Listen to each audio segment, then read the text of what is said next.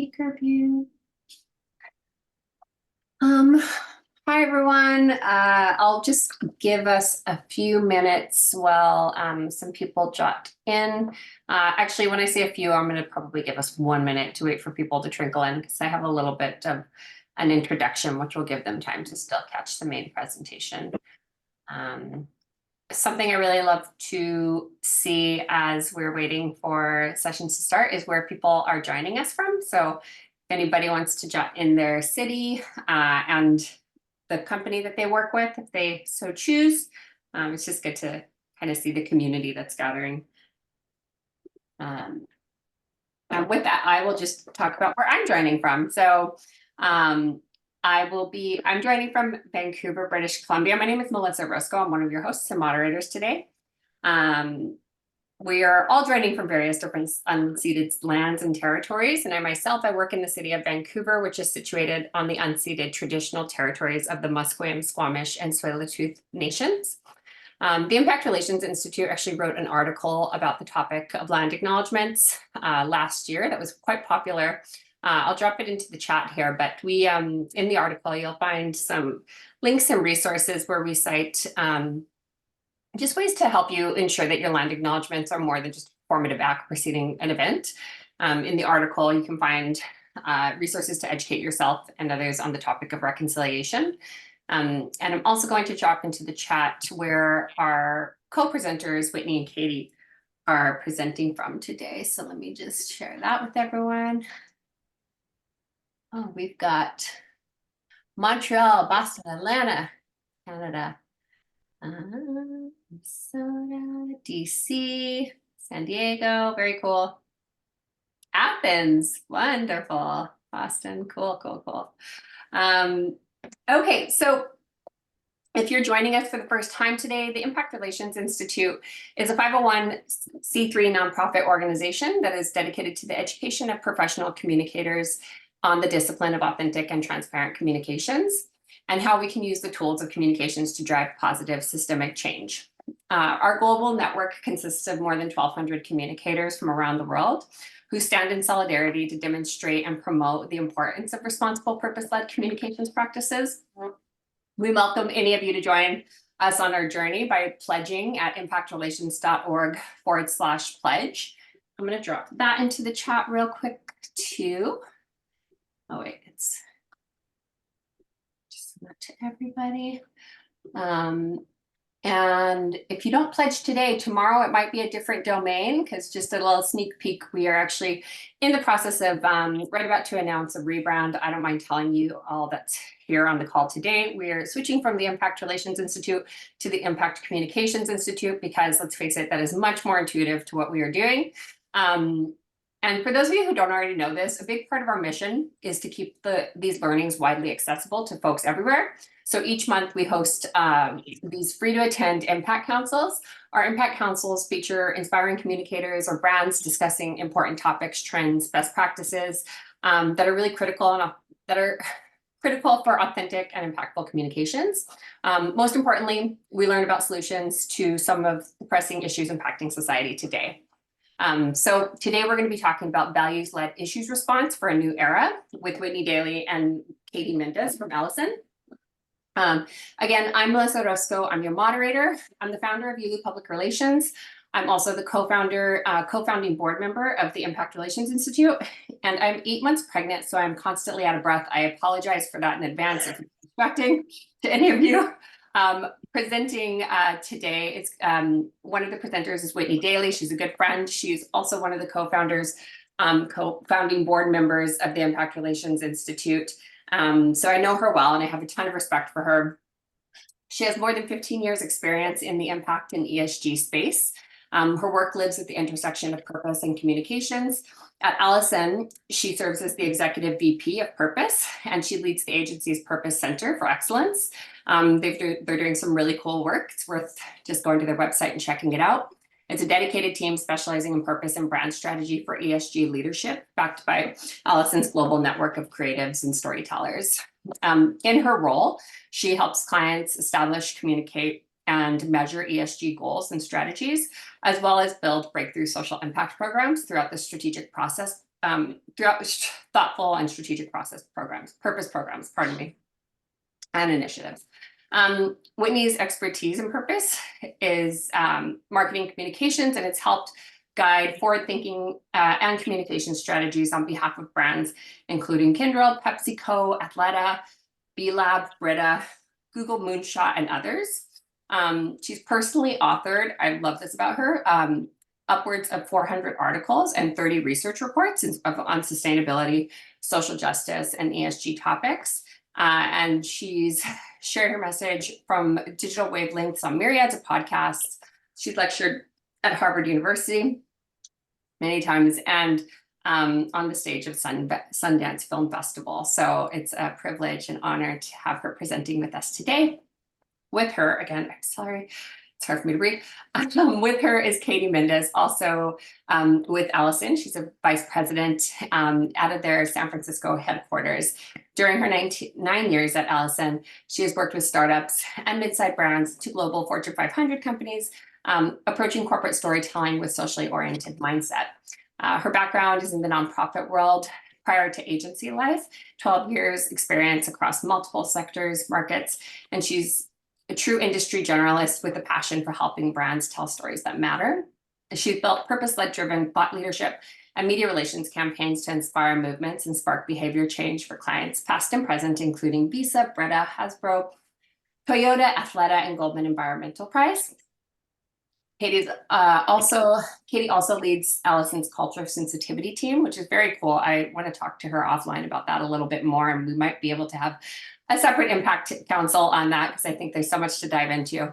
But they analyze internal and client communications through the lens of cultural inclusivity, which is very important. So all of this brings me to, hold up. Sorry. All of this brings me to our topic. Again, it's values-led issues response for a new era. It's no secret that in 2024 2024 is going to be a tumultuous year in more ways than one. Social issues have reached new boiling points with continued moments in time where many personal and cultural values are at odds. We see this every 4 years or a little bit more often than that. And amid this, brands are still expected to speak out on issues affecting their community, both externally and internally.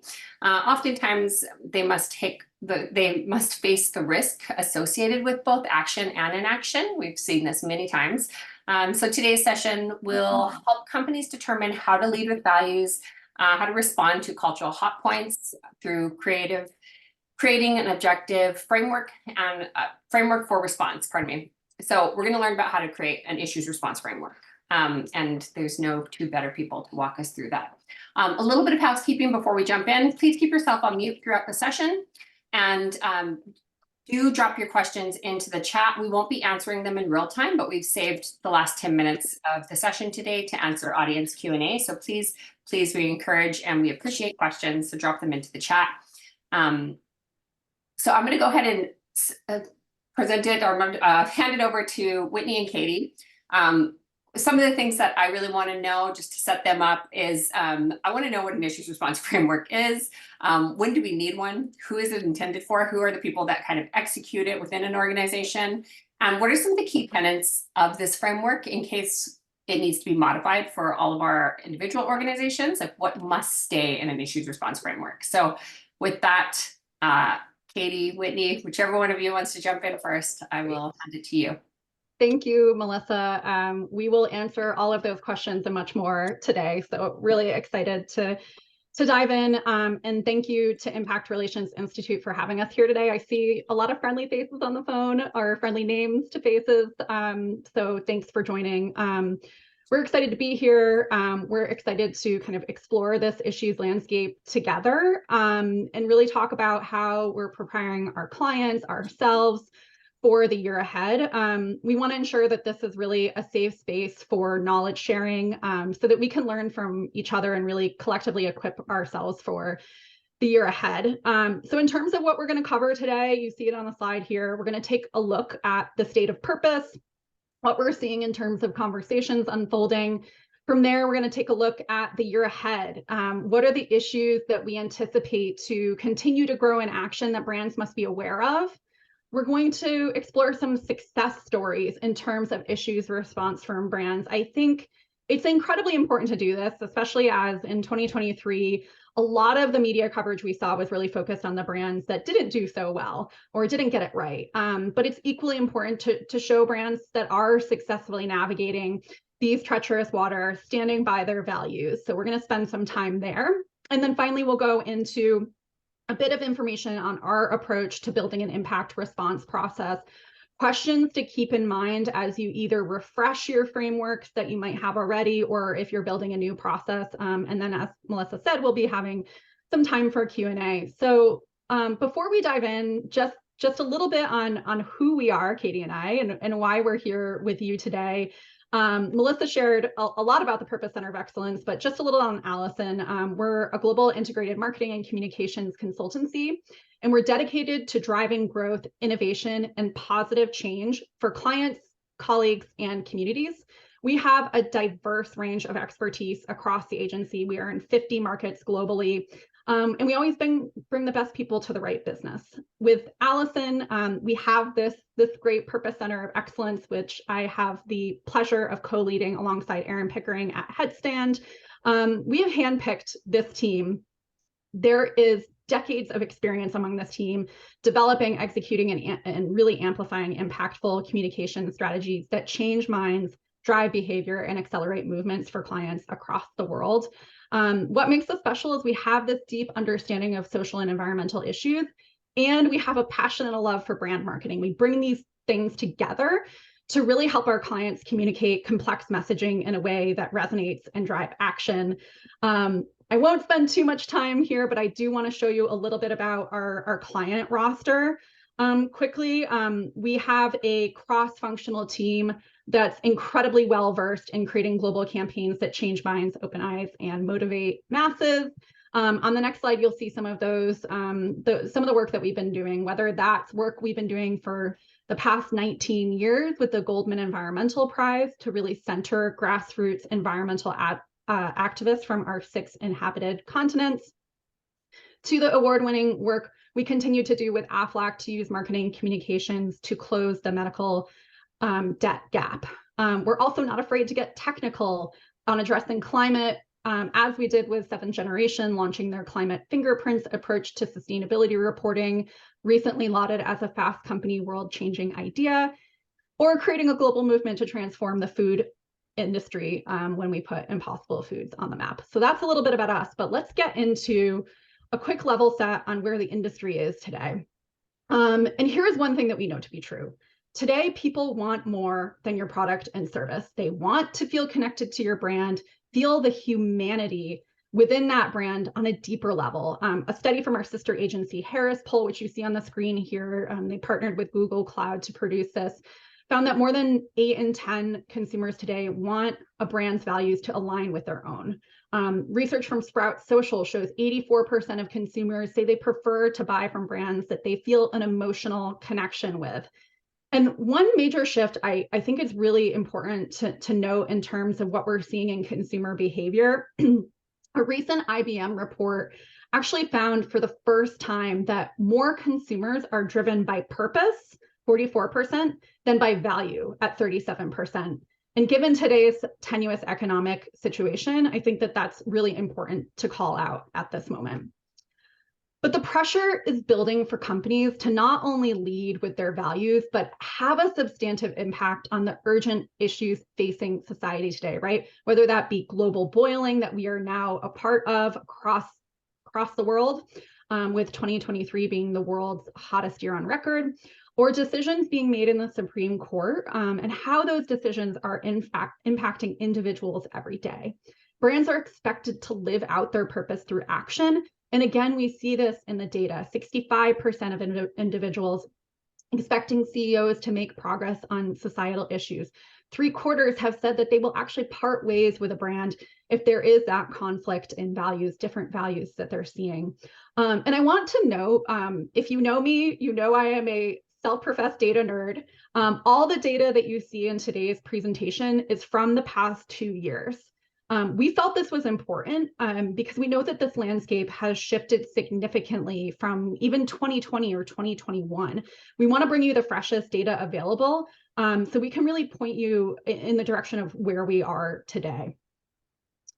And yet with all of this good news, right, it's not all sunshine and roses in the world of purpose. There is a clear tension in today's society, and one that we must acknowledge on this webinar in order to be best prepared for the challenges that purpose-driven or even all brands today face. And this is that we live in an incredibly complex socio-political environment, one of culture wars and organized attacks that media loves to draw attention to and frankly fan the flames of. And that means today, purpose is as much attacked as it is celebrated. You've likely been following this movement closely alongside us under the banner of anti-woke or anti-ESG. And most of these efforts are really meant to punish brands for being too woke. And they're politically motivated. They seek to punish brands that are taking stands on issues that we know many consumers care a whole lot about, whether that be reproductive rights or LGBTQ+ advocacy. We studied this change in partnership with several of our clients. We've conducted research on the topic of anti-ESG in 2023. We were able to trace the origins back to a small set of well-funded PACs and conservative trade associations. But regardless of your politics, the reality is that this effort is achieving its goal, silencing companies from taking public stances around issues. And due to this small but vocal minority of critics, which is being fanned by media, many brand managers today are reconsidering whether they should take public stances at all. And yet, we know, despite the growing pressures, when purpose is done right, it is a critical differentiation factor among stakeholders and a fundamental driver of business and brand success. And ultimately, you know that purpose has the power to move hearts and minds, and that has been proven out time and time again. I love this, this phrase from a new white paper from Wharton Business School that says that when brand purpose is done right, it should make customers feel happy, satisfied, and aligned with their personal goals. And I just want to end this section with a quote from a great colleague in the purpose space, Jim Moriarty of Brand Citizens. We were actually just talking about the state of purpose on the phone yesterday. And he said, "There is no doubt the stove is being turned up." The heat is on, right? The heat is on all of us as brand practitioners, but we discussed how this is an opportunity rather than a negative. For brands that want to meet the challenge of the day, they have an incredible opportunity to lead and get credit for that now and into the future. So that is exactly what we do at Allison. We are helping brands to truly dimensionalize their purpose and their brands. We take an immersive approach to co-creating to really uncover and define and communicate a brand's purpose and how to drive those more deep personal connections with consumers and other stakeholders.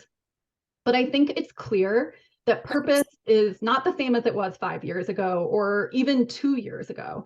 And that is why we believe for companies to truly achieve true purpose, it must be action-oriented. So it's not sitting on a shelf. It is a living, breathing thing that creates impact and action. It's authentic, so really foundational, the bedrock of a brand and core to its ethos, which also allows it to act in a consistent and genuine manner. And finally, agile. We believe that purpose must be built with rigor, but flexible to meet the shifting needs of consumers and culture today. That's really where we're going to spend the bulk of our time with you on today, is that notion of being agile. How do you lead with purpose, but also best respond to the issues facing society today? It's not easy. In fact, it's increasingly challenging, which is why we're excited to do this work with our clients and share some of that with you today. So the next thing that we're going to move into now is, what do we see on the horizon? What are the issues that we believe will be impacting all of us and what we know will be a tumultuous year ahead? So over to you, Katie. Thanks so much, Whit, and great to meet you all today. Thanks so much for joining. So as Whit mentioned, before we go into the process, really just want to kind of level set and outline some of the issues that we're anticipating with, of course, this process intending to help, other issues that are likely to flare up throughout the year. But really, from where things stand today, want to talk through a few things that we see being in store for 2024. So, of course, democracy is hugely under the spotlight in 2024, with it being the world's biggest election year ever, with 30 countries and 2 billion people set to vote this year, including across the UK, the US, India, the world's most populous nation, Brazil, Taiwan, and Americans, of course, participating in one of the most critical election periods in modern US history. And then, thinking about the impacts of artificial intelligence, and particularly generative AI, and how this will continue to accelerate and proliferate and impact the way that brands do business. And this technology, of course, is posing both opportunities and threats. And aside from the EU AI Act that was recently agreed by the European Council and Parliament last year, this technology is yet to be broadly regulated. So, definitely something that's hugely under the spotlight as we continue to do business this year. Then with the ongoing fight around abortion, I'm sure we all saw the Texas Supreme Court recently blocking a medical exception abortion in that state. But elsewhere in the US, there were several abortion rights wins last year across 7 states where the issue was voted on the ballots. Abortion rights won every single time, including in red states like Kansas, Montana, Kentucky, and Ohio. So this momentum is we're likely to see those on both sides either pushing to, get the issue on or off the ballots in 2024. And then climate, so also hanging in the balance of the ballots in November. And, much of the work of the Biden administration to further climate efforts that we've seen, such as with the Inflation Reduction Act, could be undone if he fails to win a second term, with a Republican emphasis on, oil and gas drilling and expansion and undoing of federal efforts and regulations around climate. On the other side, climate activism increased in 2023 with protesters interrupting the US Open, among other disruptive actions all around the world. And as David Gellis pointed out in his Climate Forward newsletter last week, this action is anticipated to keep going strong in 2024.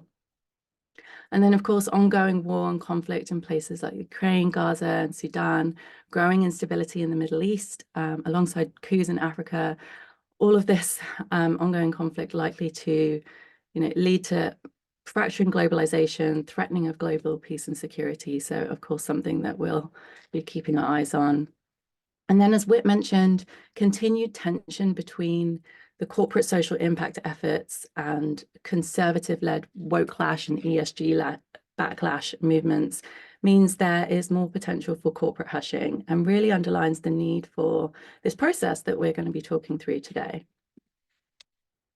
So before we get to how brands can, build this response process around social issues, we really just want to level set with some recent research, as Whitney mentioned, from the past 1 or 2 years, to quickly address that larger question of, whether, why, and when businesses should weigh in the first place. So alongside the connection between societal issues and the private sector's materiality, risk, and bottom lines, I'm sure we've all seen, the increased external pressure on brands and leaders to take a stand in recent years, from racial reckoning to the post-Roe world.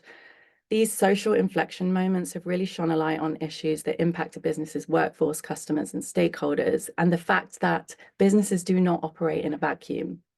But internal and external pressures aside, businesses are also one of the most trusted sources of political news and information, as these stats here show from a recent Public Affairs Council survey. And while historically most companies have kept their eyes on business objectives, thinking more about the day-to-day, and really keeping out of the political and social conversations, today's consumers are really looking to businesses for leadership and allyship around these more divisive social issues. This study here found that there is a lot of confidence in businesses and support around what they do. And so when customers are hearing information coming from a trusted business, their trust and confidence in that message is carrying over. So thinking for a second around support for corporate involvement in social issues, I think it'll be no surprise to anyone here to hear that Democrats are largely found to be much more supportive of efforts by large companies to engage in political issues or social causes than Republicans. But while it may feel like we're living in, at this time of heightened culture war and polarization, which we are in many ways, this same study from the Public Affairs Council found that there is actually bipartisan support in a fair few areas, something that brands can hopefully take some comfort in. For example, 75% of Democrats and 57% of Republicans support corporate involvement in environmental issues. And then majorities from both parties also believe corporations should work to end gender and racial discrimination and be supporting things like hunger and food security. And these findings also align with research from the Carnegie Endowment for International Peace, which showed that American voters are less ideologically polarized than they think they are, and that misperception is the greatest for the most politically engaged people. So Americans across parties actually share many policy preferences. And another report published recently in Ad Age found that across the board, US consumers agree that corporations should be taking a stance on issues such as threats against US democracy, the protection of government institutions, women's rights, climate change, and diversity and inclusion in the workplace. So we're seeing a lot of agreement across a fair few broad range of issues. So now let's just quickly take a look at support for corporate involvement across different age groups. Support grew among younger consumers in the wake of the 2020 killing of George Floyd, and critically, sentiments have stayed that way. And one study that's shown here found that Americans across age groups agree that corporations should speak out on climate change and mental health. And another found that among millennials and Gen Z, 41% said that corporations should be using their influence to impact political and corporate issues, which is up from 27% in 2019. And support among Gen X and baby boomers is also growing, but remains comparatively low, with just 17% of boomers and 23% of Gen X feeling supportive. This study found that the majorities of Gen Z adults, millennials, and Democrats also said a lot or some corporate brands are in touch with the average American, compared with less than half of Gen Xers, boomers, and Republicans who said the same. So this is all really pointing to the fact that younger and more liberal Americans, I think, are seeing corporations drifting toward their own viewpoint, while older and more conservative Americans are feeling increasingly isolated from brands. So this really understands, the importance for really understanding the consumer audience and their values. And it's also important to remember that, in this environment that is somewhat polarized and divided in certain areas, that when you take a stand, you're always going to face risk of criticism, and it might be coming from people who are not even buying your product. Sometimes backlash is simply driven by detractors or trolls online. So it's really important to stay true to your values and demonstrate to the audience that matters, your stakeholders and your consumers, what you stand for.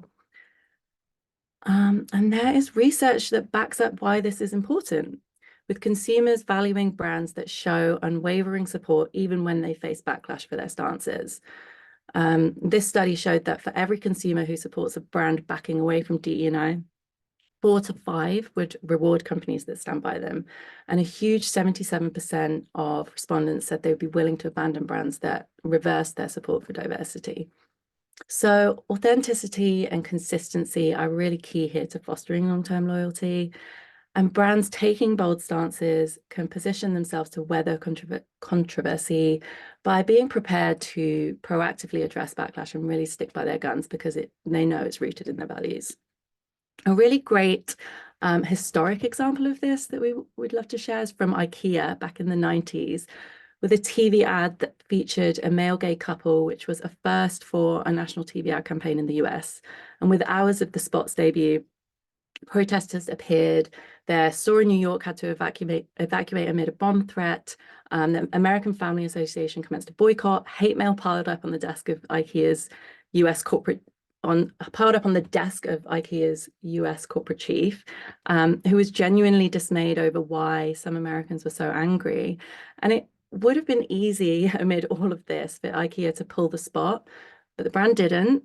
And despite the fears of lost sales and defecting customers, none of that really happened. And IKEA is, one of the most well-loved brands today. So that provides a good segue into a few more recent success stories that we had mentioned. We think it's really important to show that this demonstrable brand leadership can really help in driving mainstream awareness and understanding and advocacy for social issues. So firstly, taking a look at OkCupid, which is a brand that has proudly supported and advocated for reproductive rights since 2017, when it introduced a Planned Parenthood badge to help members connect over what's important to them. So in response to the Texas Heartbeat Act, OkCupid released an I'm pro-choice profile badge in support of Planned Parenthood efforts, which more than 1.5 million daters in the US have since added to their profiles, a huge amount. And then in the wake of the Roe v. Wade ruling, every site user in the 26 states where abortion access would be affected was sent an in-app notification with information on contacting their elected officials. And along with the in-app actions, OkCupid also donated thousands to the cause and has addressed abortion in marketing efforts outside of the app by putting ads in New York's subway system. And the brand has also been vocal about Black Lives Matter, the Marriage Equality Act, and the importance of voting. So really demonstrating a conscious effort to double down on issues that Gen Z and millennials care about in an unapologetic way. So really, I think clear leadership around understanding your audience and understanding their values and how they intersect and align with their own values. And a shout out, I think there was an Impact Relations Institute webinar on speaking to how brands can speak to this issue post Roe v. Wade. So I think that's recorded and available online if people want to learn more from Michael Kay, who is the Global Comms Director at OkCupid and led a lot of these amazing efforts. Secondly, looking at the Supreme Court's decision to strike down affirmative action in higher education, caused another big hot button issue last year. This will undoubtedly have ripple effects, including, a decline in college graduates from underrepresented backgrounds and the loss of a pipeline of these qualified and diverse future workers and business leaders. Salesforce was one company very vocal around its support of affirmative action. It sided with Harvard and the University of North Carolina in the cases that went before the Supreme Court. And the company since has been hugely outspoken around the commitment to equality as one of its core values, building diversity initiatives, recruiting from people from underrepresented backgrounds, and creating an employee advocacy program for people of color that takes into account that talent is spread evenly, but opportunity is not. And very quickly after the ruling, Salesforce released a very strong statement outlining their commitment to equality would not waver, which drove a lot of headlines around the corporate support for the issue. And then lastly, less of a reactive issue, but one that we think is very critical to highlight here, was the North Face recently coming under fire from conservatives for publicly supporting the LGBTQ+ community, and one of many high-profile brands last year who faced this type of backlash, calls for boycotts after launching, either Pride products or featuring LGBTQ+ individuals in their campaigns. While some doubled down on their efforts and their support, others, quietly backed down under the pressure, either pulling their products or kind of quietly distancing themselves from their LGBTQ+ partners. The North Face released their Summer of Pride initiative after two other companies faced major backlash, and then stood behind their partner, Patagonia, when they faced their own backlash, underlining their belief that the outdoors should be a welcoming, equitable, and safe place for all. And they released statements expressing their gratitude for partners like Patty, who helped make that vision a reality. So this, unwavering support really demonstrates how the brand has a real allyship for the LGBTQ+ community, is doing this for the right reasons, and really demonstrating their values and the fact that this is core to who they are. So taking stock of all of this, and as we think about some of those upcoming moments that we mentioned, anticipated in 2024, and of course, all the other unforeseen issues that may arise, brands and leaders should, of course, be on stand to take action and get involved where it's appropriate. Of course, it is completely infeasible for companies and executives to be speaking out on every single issue. It also wouldn't be authentic. So this is where building this formalized issues response process comes in. Without one, it can sometimes take days or weeks to decide how to act. And this process will help you to feel, or help leaders to feel more confident around when to take the lead in driving a conversation, or when it might be more appropriate to partner with another organization to have a more meaningful influence on the issue, or when to instead just avoid speaking out altogether. So the first thing we really want to drive home here is having a strong brand purpose. So this will really provide that North Star for all issues response mapping as you start to dive into this work more deeply. So your purpose really lying at the intersection of what the world needs, what your company is uniquely good at, how you create economic value, and what the people at your company are passionate about. This really is about focusing on the underlying human needs rather than just the products and services that you create to address them. And that's critical when defining your corporate purpose, and also when looking for that clarity around the issues that you should be working in, or that you should be aligning your brand with as you get into this work. So once you feel confident that you have that clear purpose defined, you can begin a landscape assessment and auditing to help you determine those one or two societal issues that strongly align to the purpose and values. And then you can start proactively supporting them from there. And that proactive support really helps the brand to build up a history of action, of authenticity and credibility, and enables you to engage your stakeholders in a deeper way year round, and not just cultural inflection moments, and which can, of course, risk looking a little performative. But there's always going to be these additional issues that are coming up that sit outside of your immediate priorities.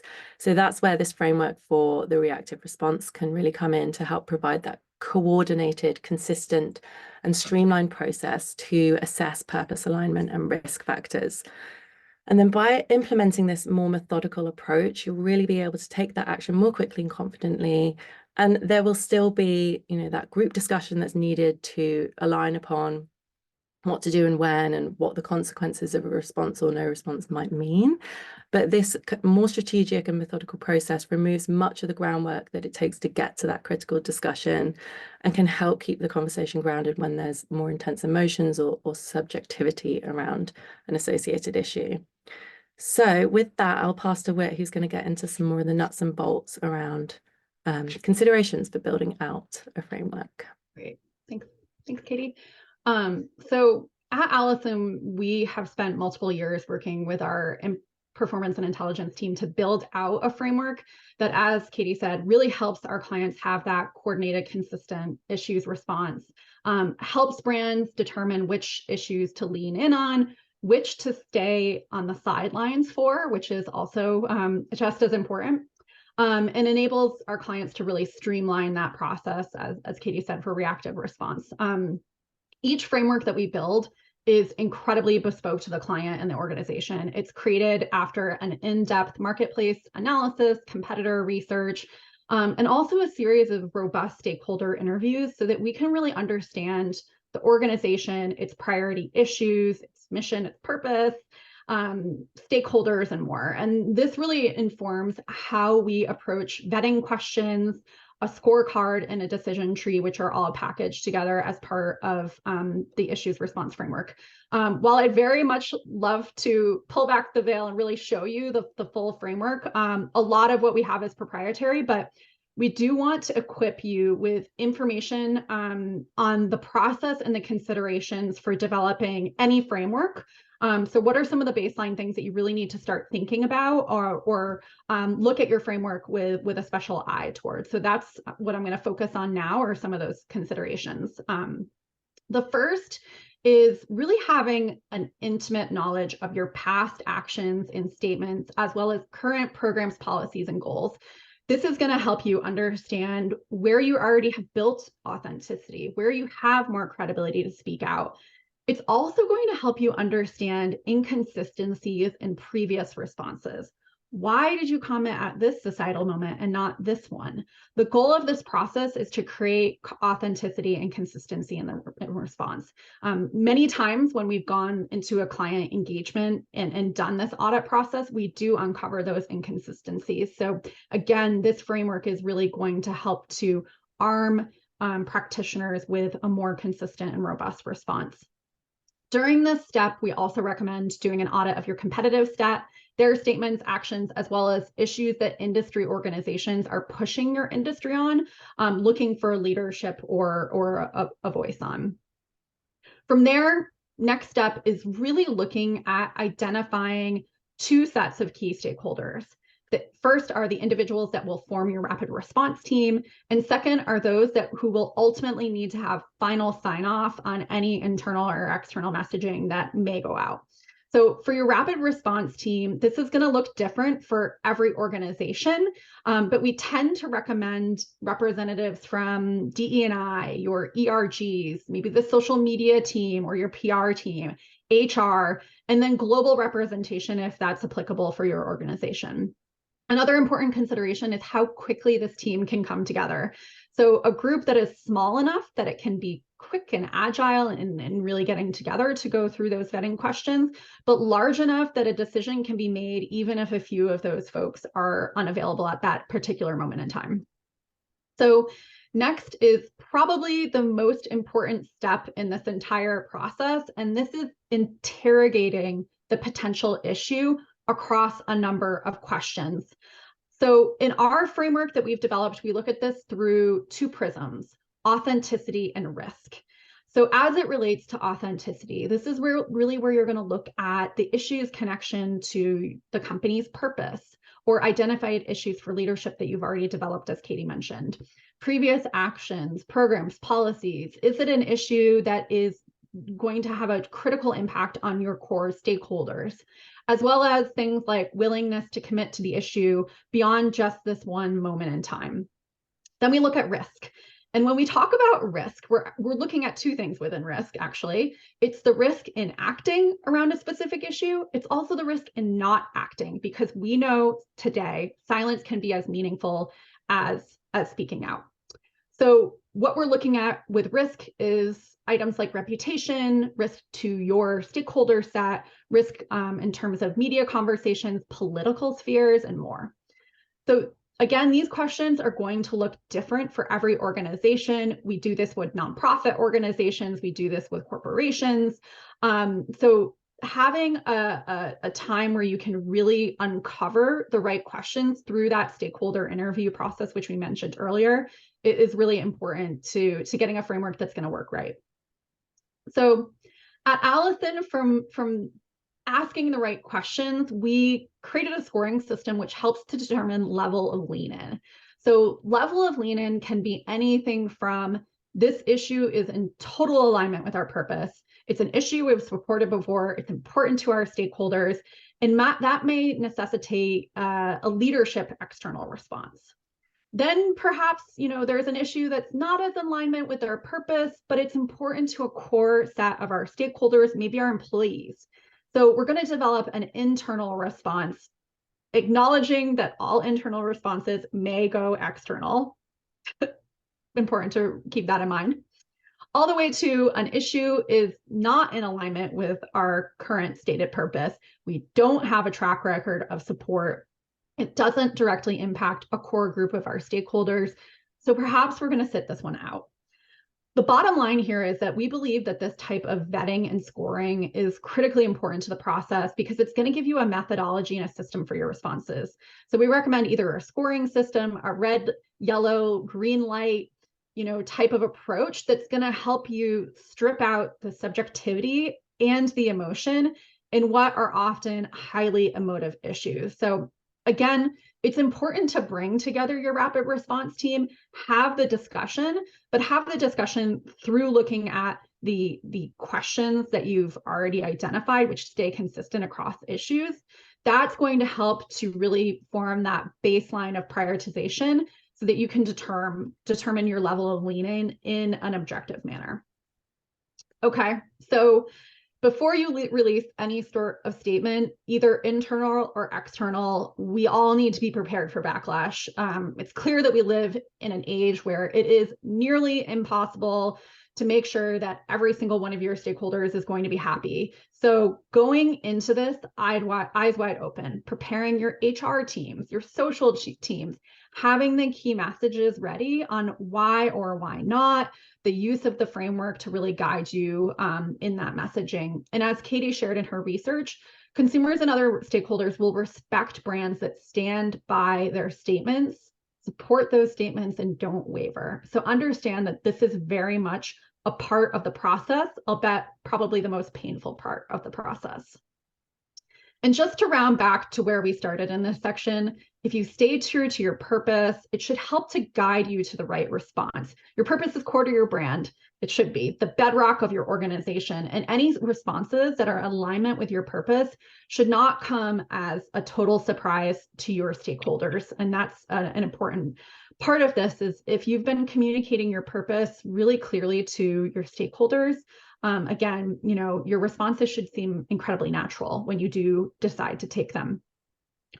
Finally, we talked about the need for purpose to be agile. And to be agile, we need to see around corners. So monitoring is incredibly important as part of your issues response so that you can see the issues bubbling up before you have an important stakeholder knocking on your senior leadership's door for that response.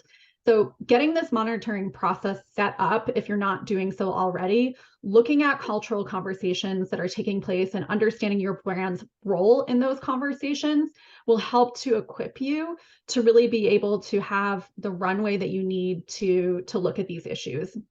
Another thing that we often recommend for our clients is doing some test cases. We know some of the issues that have been hot points in the past and will very likely be hot points again.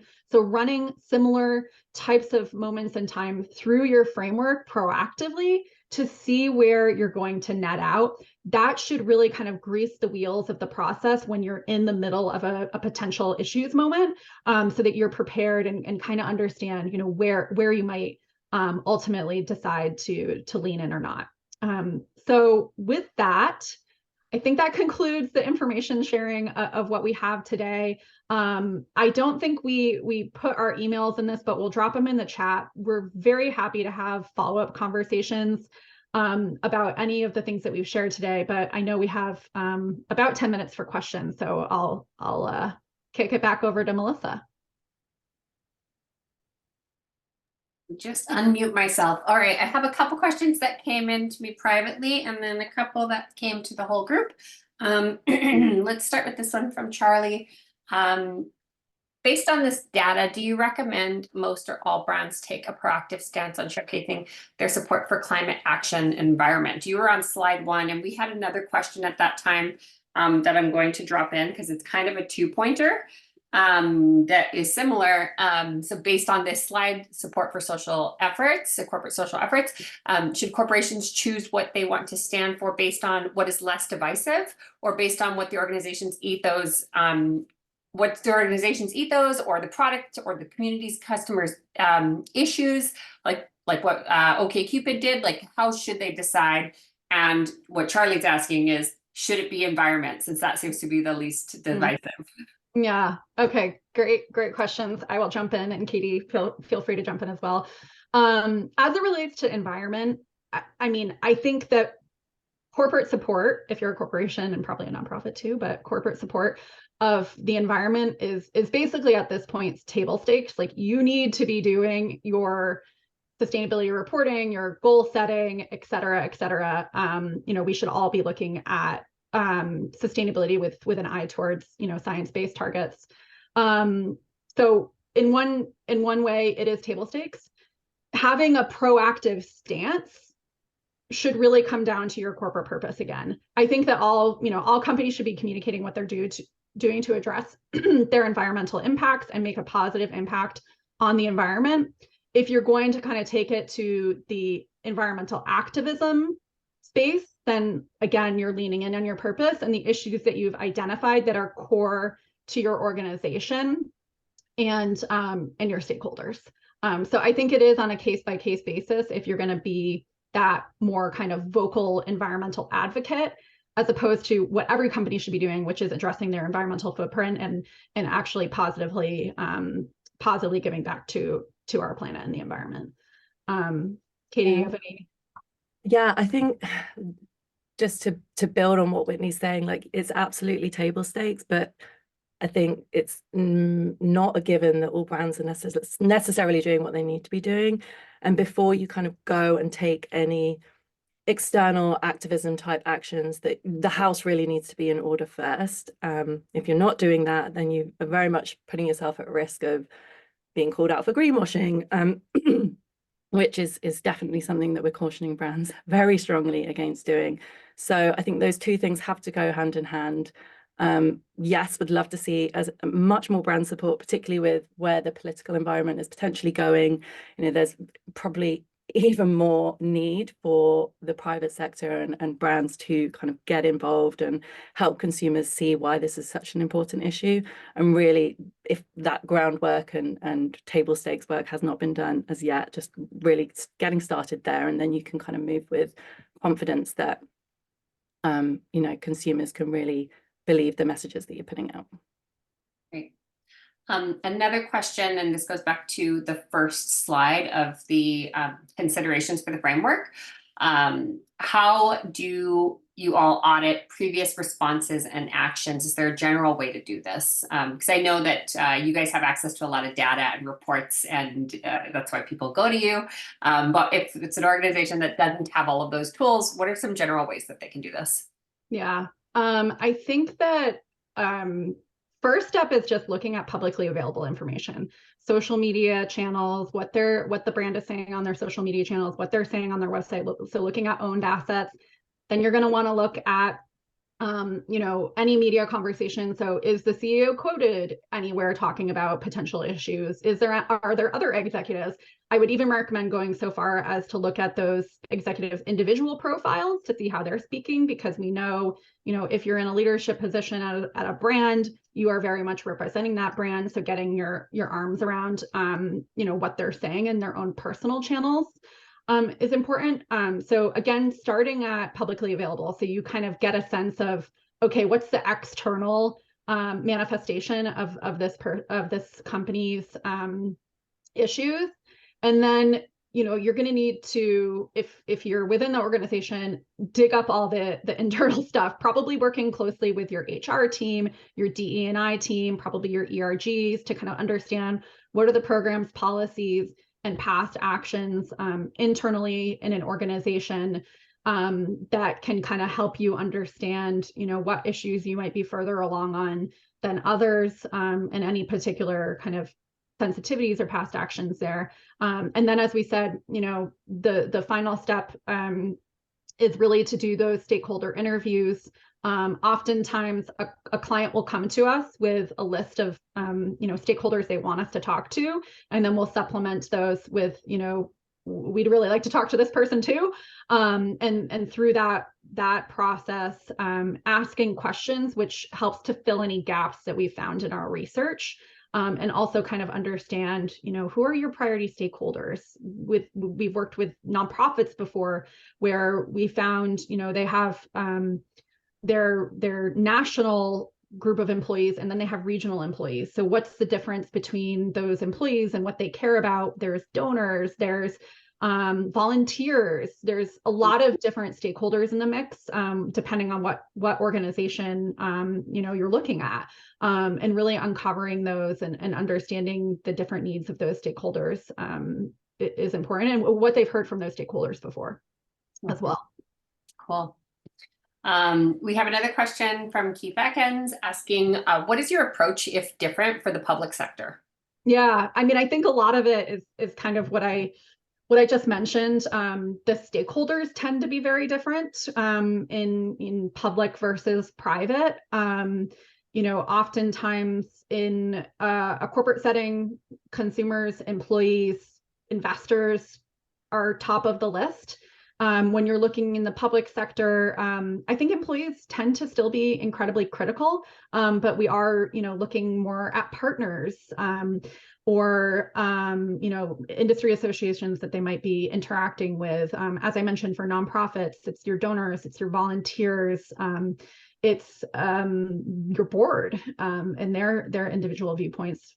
Katie, I don't know if you have any areas that I'm missing, but those tend to be, I guess, some of the nuances that we've seen between corporate and nonprofit or public sector. Yeah, I think ultimately, though, a lot of the kind of nuts and bolts are the same. And if you think about the kind of broader individual person on the ground who is looking to your organization for information, leadership, like knowledge, then, having that kind of North Star guiding them towards the larger values of the organization and how that maps back, that all remains the same. Mm-hmm. Great. And then one more question is, can you recommend ways to continuously monitor for the hot points that you touched on at the end of the slides? I know that Twitter was obviously like a go-to thought in the past. I'm not sure if that's still relevant. Yeah, I mean, you can come talk to us and we'll set something up for you. But obviously there's, a number of social media listening tools out there that can kind of help to identify topics that are bubbling up or trending. I do think you need to look across platforms. We tend to see a lot of this on X, formerly Twitter, but I think that even from the corporate perspective, understanding what executives are talking about on platforms like LinkedIn is important, or what their challenges are. So again, I think that you need to look across platforms, probably have a couple tools in place so that you're kind of meshing these conversations together. And then having a team that's incredibly smart from a cultural perspective. What are the cultural conversations that are unfolding? What are the topics of the day that people are chiming in on? Really partnering with your social media team and kind of getting the nuggets from them, and especially what they're seeing in terms of kind of like inbound questions from consumers too. If they're like, oh, we're starting to see like more questions around this topic, that can be important. And then the final thing I'll say, this is not just about external, it's about internal too, right? What are the conversations happening around your employees, and how often are you talking to them, and what ways do they have to give feedback? So that you, again, can kind of understand what employees are feeling before it becomes, something that is more challenging to deal with. You can definitely be proactive in a lot of ways here. Awesome. I'm going to conclude the Q&A for today's session. Thank you so much. That was really, really great. We will have this slide and this presentation, uploaded to our YouTube channel. Let me just drop that in real quick. If you know anyone who wanted to see today or should have seen today's session, they can see it at our YouTube channel, as well as many other past Impact Councils. I've also, if you scroll up just a little bit, put a little plug in for our next Impact Council. I apologize, we don't have a date yet. We're trying to nail it down, but it's going to be in early March. And we're going to be talking about crafting impactful narratives in policy communications. And really, this is kind of targeted towards nonprofits. The speaker, Carmen Boone, is coming from New York City Food Bank. And while a lot of people just think of nonprofit communications as fundraising, it's much more than that. There's a big policy and government relations game behind it if you want to be effective and successful. So she's going to walk us through how to do that, and I'm really excited for it. So it's going to happen in early March. And thanks everybody. That wraps us up for our hour. Really appreciate your time, your questions, and our speakers again. Thanks again.